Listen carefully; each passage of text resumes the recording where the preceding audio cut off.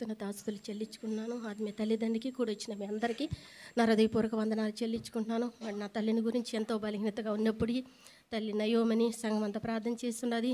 ఆత్మీయ తల్లి ఎంతగానో ప్రార్థన చేస్తున్నది. మరి గత 2 నెలలు 3 నెలల కిందట ఈ మధ్య నేను ఇండియాకి వెళ్ళి రావటం జరిగింది. నా తల్లి బలహీనత గురించి మళ్ళీ నేను వచ్చిన 1 నెల అంతా బాగునింది. మళ్ళీ జ్వరం అని చెప్పి చాలా బలహీనతగా ఉండింది.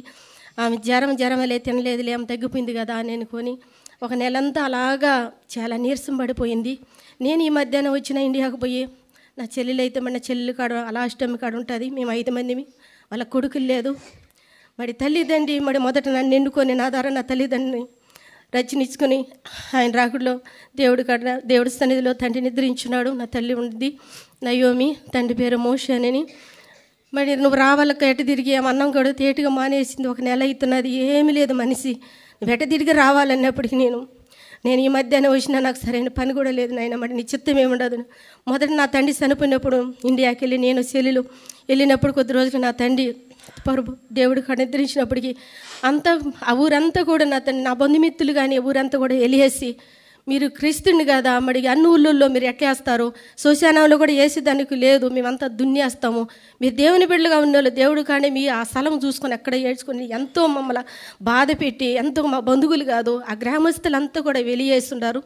ఆ స్థితి రాకూడదని ఏదన్నా కృప అనారోగ్యం ఇస్తే అక్కడ రమ్మనమంటుంది. అందుకే నేను ఏం చేయాలని ఎంతో కన్నీటితో సంఘం అంతా ప్రార్థన చేస్తున్నాను. ప్రతి శనివారం ప్రార్థనలో పెట్టించున్నాను. నేను కన్నీటితో దేవుని అడిగినప్పటికీ మరి ఒకసారి రక్తపరీక్ష చేయించి ఎందుకు అట్లా అంత సడన్గా అంత బాగా లేకుండా పోయింది అన్నప్పటికీ రక్తపరీక్ష చేయించినప్పటికీ టైఫాయిడ్ మలేరియా అని ఎంతో ఎక్కువ ఉందని చెప్పేసి 3 రోజులు చెల్లెండి బాడలకి ఇప్పుడు తల్లికి సంపూర్ణ ఆరోగ్యం దేవుడు ఇచ్చి ఉన్నాడు. ఇంకా సంపూర్ణ ఆరోగ్యం ఇవ్వాలని మేము అతిగత ప్రార్థనలు జ్ఞాపం చేసుకుని నా చెల్లెలు లాస్ట్ ఆ బిడ్డ కూడా బీడింగ్ సమస్యతో ఎంతగానో ఒక 2-3 నెలల కింద నుంచి ఎంతో బలహీనతగా ఉండేది. నేను పోయినప్పుడు కూడా అట్లా ఒకసారి ఏంటి మేడం ఆపరేషన్ ఏదైనా చేయించుకుని హాస్పిటల్ చూపించుకుంటే కొద్ది రోజులు అట్లా ఉండేది, మళ్ళీ తగ్గిపోయేది. ఈ మధ్య కూడా అలాగలే చాలా బలహీనతగా ఉండేది. నన్ను ఫోన్ చేసినప్పుడల్లా నేను చనిపోయే స్థితిలో ఉన్నాను అనేది చెప్పేది. లాస్ట్ పాప మేము 5 మంది, మేము లాస్ట్ ఆమె తల్లిదండ్రులు కూడా ఆమె దగ్గరే ఉండి ఆమె చూస్తూ ఉండదు. మరి సంఘం అంతా ప్రార్థన చేసినారు. ఇప్పుడు కొంచెం సంపూర్ణ విడుదల దేవుడు ఇచ్చి ఉన్నాడు. ఆ బిడ్డకి ఇంకా సంపూర్ణ ఆరోగ్యం ఇవ్వాలని మేతిగత ప్రార్థనలు జ్ఞాపం చేసుకోండి. నా కుటుంబం అంతా కూడా రచ్చలేక రావాలని, తల్లి వృద్ధాపులు ఉండే తల్లిని కూడా నేనంటే దేవుడిని నమ్ముకొని ఉండాలనే కాదు, అందరూ కూడా తల్లిని ప్రేమతో చూసుకోవాలని, వాళ్ళకి మంచి మనసు ఇచ్చి తల్లిని ఉన్న రోజులు కూడా బాగా చూసుకోవాలని మేతిగత ప్రార్థనలు జ్ఞాపం చేసుకోండి. ఈ చిన్న సాక్ష్యం ద్వారా దేవుడి నామానికి మహిమ కలిగిన గాక. హల్లెలూయా. హల్లెలూయా. దేవుని నామానికి స్తోత్రాలండి. అమ్మగారికి అయ్యగారికి కూడి వచ్చిన మీ అందరికీ నా హృదయపూర్వక వందనాలు తెలియజేసుకుంటున్నాను. నేను చెప్పబోయే సాక్ష్యం ఏంటంటే గడిచిన ఈ సంవత్సరం అంతా కూడా ఎంతగానో దేవుడు దాని సజీవమైన రెక్కల చోట మమ్మల్ని భద్రపరిచి ఆయన కృపలో ఎన్నో ఇరుకులు ఇబ్బందులు వచ్చినప్పటికీ ఆయన కృపలో కాచి దాచి కాపాడి ఎంతగానో ఆయన కృపలో మమ్మల్ని బలపరిచిన దేవాతి దేవునికి ఎంతగానో స్తుతులు స్తోత్రాలు తెలియజేసుకుంటున్నాను.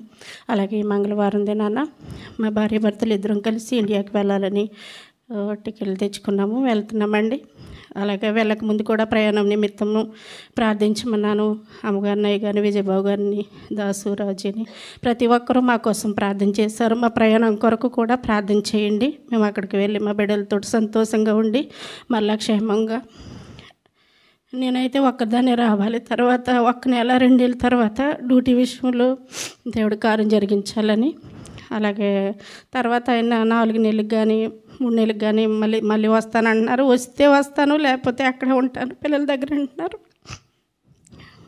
దేవుడి కృపలో దేవుని చిత్తమైతే ఆయనకి మంచి మనసు దయచేసి మళ్ళీ 2-3 సంవత్సరాలు ఇక్కడ మేము ఉండటానికి ఆయన మనసు మారి వచ్చేలాగా మీ అందరిని ప్రార్థనలు జ్ఞాపకం చేసుకుంటే నా కుటుంబం కొరకు మీ అందరిని ప్రార్థనలు జ్ఞాపకం చేసుకుంటారా, ప్రయాణం కొరకు ప్రతి ఒక్క విషయంలో మీరు జ్ఞాపకం చేసుకుంటారా అమ్మగారిని కూడా అడుగుచున్నాను. ఈ సాక్ష్యం దేవుడు మనకి మహిమ కలిగిన గాక. ఆమేన్.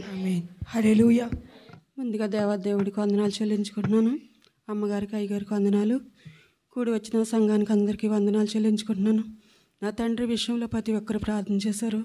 అమ్మ అయ్య కూడా ప్రార్థన చేశారు. షుగర్ అయితే చాలా ఎక్కువ అయిపోయి 400 వచ్చేసి మరి కాలుకి ఏదైతే గుచ్చుకున్నో తెలియదు కానీ అదైతే చాలా ఇబ్బంది పెట్టి కాలుకి అయితే సర్జరీ కూడా చేసి ఉన్నారు. మళ్ళీ 2వ కాలు అయితే బొబ్బలు వచ్చి కాలినట్టు బొబ్బ వచ్చేసి 2 కాళ్ళు కూడా నడవలేక జ్వరం వచ్చేసి నేనైతే ఇంటికి వెళ్ళిపోవాలో ఏంటినైనా అని ఎంతగానో బాధపడ్డాను. మా యొక్క కూడా దూరదేశంలోనే ఉంది, నేను దూరదేశంలో ఉన్నాను. మా తమ్ముడైతే పట్టించుకుంటలేదు. ఎంతగానో దేవుడిని అడుగున్నాను, ఆయన నీ చిత్తమైతే నా తండ్రికి స్వస్థత ఇచ్చాను. ఆయన ఎంతగానో అడుగున్నాను. నా తండ్రికి షుగర్ కూడా కంట్రోల్ ఉంచి, బీపీని కూడా కంట్రోల్ ఉంచి ఇప్పుడైతే అడుగులు వేస్తున్నారు. మంచి ఆరోగ్యం ఇచ్చినందుకు దేవాది దేవుడికి ఎంతగానో రుణపడి ఉన్నాను.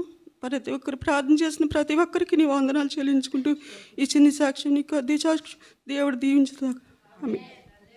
అమ్మగారికి అయ్యగారికి వందనాలు, మీ అందరికి వందనాలమ్మా. మరి నేను ఎప్పుడు సాక్ష్యం చెప్పుకోలేదు ఇన్ని సంవత్సరాలను. మరి తెలుసో తెలియకేది ఉంటే కనుక నన్ను క్షమించండి. అయితే తండ్రి, నాకు 2011లో నేను ఎనిమిదో నెలలో బాప్టిస్ట్ తీసుకున్నాను, కొయ్యేటికి వచ్చాను. అప్పటి నుంచి కూడా మా అమ్మే నాకు అక్కమ్మ వేసేది. నేను ఎయిర్పోర్ట్లోకి వచ్చిన తర్వాత మా అమ్మ తీసుకొచ్చి నాకు సాల్మీలో విడిచిపెట్టి ఇంటికి వెళ్ళిపోయింది. మళ్ళీ అక్కమ్మకి 430 తీసుకుంటుంది ప్రతి 2 సంవత్సరాలకి మా అమ్మ. అయితే అలాగనే నేను అలా 2 నెలలు 3 నెలలు ముందు కూడా కొట్టేసి అదే వచ్చేస్తుంది ఇంటికి. నేను డబ్బులు ఇచ్చేస్తాను. నేను దాని ఇంటికి కూడా వెళ్ళేదాన్ని కాదు, ఇల్లు తెలుసు నాకు, వెళ్ళేదాన్ని కాదు. ఇప్పుడు అక్కమ్మ నేను 2022లో నేను ఇంటికి వెళ్ళి వచ్చాను. చాలా కష్టపడ్డాను. ఇల్లు వచ్చిన తర్వాత వెళ్ళకముందు చాలా బాగున్నది. ఇంటికి నా కూతురు ఇల్లు కట్టుకున్నది. నా ఊళ్ళో నాకు చర్చి, పెద్ద చర్చి కట్టి ఓపెనింగ్ అవుతుందని ఆ చెప్పుడే నేను వెళ్ళాను. నా దాయిదిలే, నా కుటుంబం వాళ్ళే. ఇది మనకు అందరికంటే మించిపోయింది. నాకంటే ఏమీ లేదు. నేను దేవుడిని నమ్ముకున్నాను. 8 లక్షలు ఇల్లు స్థలం కొనుక్కున్నాను, 8 లక్షలు ఇల్లు కట్టుకున్నాను. ఇది బాగా బతుకుతుందని ఏమేమో చేశారంటే అదైతే నాకు తెలియదు. నేను దేవుని మీద భారం వేసి 3 రోజులు కూడా ఎడవకోకుండా, తండ్రి నాయన నేను ఇక్కడ ఉన్నంతసేపు ఆదివారం శనివారం శుక్రవారం నేను వచ్చుకుంటాను అని, ఒక శుక్రవారం మాత్రం పనికి, ఒక ఒంట్లో బాగోపోతే ఇంట్లోనే ఉంటాను కానీ పనికి మాత్రం వెళ్ళను, అది నీదే అని దేవుడికి ఒక ఒప్పందం చేసుకుని కోయేటికి వచ్చిన కాడి నుంచి దేవుడు చాలా కాపాడాడు. మా అమ్మకి మేము 3 సార్లు 3 రోజులు తిరిగేసిన వరుసనే, పొద్దున్నే మనిషి పెట్టేసినా సరే. అయితే ఒకసారి జవదెత్తుకెళ్ళి అసలు ఏంటి మా మనిషికి అక్క పని మనిషికి ఉందా గరాము, లేకపోతే మా అమ్మకు ఉందా గరాము అని అడిగితే జవాజాతిలోను వాళ్ళు చెప్పింది ఏంటంటే 95 డిన్నర్లో టిక్కెట్టు ఎవరికో తీసి పంపించారు, దాని అది కట్టుకుంటే నీకు అక్కం తగులుతుంది అని అన్నారు. సర్లేనైనా వచ్చిన తర్వాత నేను షుగర్ పేషెంట్నన్నా, నేను నెలకి చెకప్ వెళ్ళాలి, ఎవరు ఏది చెప్పిన సరే బడబడ వెళ్ళిపోతాను, నాకు తొందర ఎక్కువ, నాకు భయం, నాకు అక్కం కావాలి అని డబ్బు నేను కట్టుకుని 630 డిన్నర్లు అయ్యిందండి. అంత అప్పే చేసుకున్నాను, పని లేదు. ఏమేమో చేతబడి చేశారంట, ఎలా వెళ్ళింది అలా తిరిగి వచ్చేయాలని నా కొడుకుతో నాతో మాట్లాడకూడదు అనుకుని అవి కూడా నేను లెక్క చేయలేదు. దేవుడు ఇంతవరకు కాసి కాబట్టి నా ఎందుకు ఉన్నాడు దేవుడు. అక్కమేమో తగిలింది, గరం కట్టుకున్నాను. చాలా అప్పులు ఉన్నాయి కాబట్టి ఈ అప్పులు కొంచెం నాకు పని కావాలి, మేను పని అస్సలు లేదు. ఇప్పుడు ఒక 100 డిన్నర్లు పని ఉన్నది అంతే. ఈ 2 సంవత్సరాలు మట్టుకోడాను ఎక్కలైతే దిగలేదు అన్నట్టుగాను. నాకు ఎవరైనా పని చెప్పండి, పని చేసుకుని ఎప్పుడైనా తీసుకునేలాగా మీరు అని దాని ప్రార్థనలో జ్ఞాపకం చేసుకోండి. అందరికీ దీవించిన కాక సాక్ష్యం దేవుడు దీవించిన కాక. ప్రత్యేక వందనాలు తెలియజేసుకుని మీకు అందరికీ వందనాలు తెలియజేసుకుంటున్నా. మా అత్తగారు, మా మామ పేరు అబ్రహము, ఆయన నిద్రించున్నాడు. మా అత్తగారు మాకు పెద్ద దిక్కుగా ఉండేది. ఆమె పైపు కారు కడుగుతూ ఉండి పిల్లోడు కడుగుతూ ఉండగా వెళ్ళిపోతూ ఉండి నీళ్ళన్నీ పోతున్నాయని ఈమె గబగబా వెళ్ళిపోయింది అక్కడికి. పైపు తనుకొని పడి కాళ్ళు ఇరిగిపోయింది ఆమెకి. నిన్న 3 రోజుల కిందట పట్టేసి తీసుకొచ్చారు. ఆమె పేరు సారమ్మ. మీరందరూ దయతో జ్ఞాపం చేసుకోండి. ఇంకా నువ్వు స్వచ్ఛత వచ్చేలాగున ఆమె మాకు పెద్ద దిక్కు, మా ఇంటికి, మా కుటుంబానికి. ఇంకా నువ్వు బాగా నడిచేలాగున మీరందరూ అనేది జ్ఞాపం చేసుకుంటారని ఈ శనిశాశ్వం దేవుడు దీవించి ఆస్వాదించునుగా. హల్లెలూయా. ఈ అవకాశం ఇచ్చిన దేవాతి దేవునికి వందనాలు చెల్లించుకుంటాను. పేరు రెడ్డమ్మ. ఇంకా పాస్పోర్ట్ అకౌంట్ కోసం చాలా ప్రాబ్లం ఉన్నింది.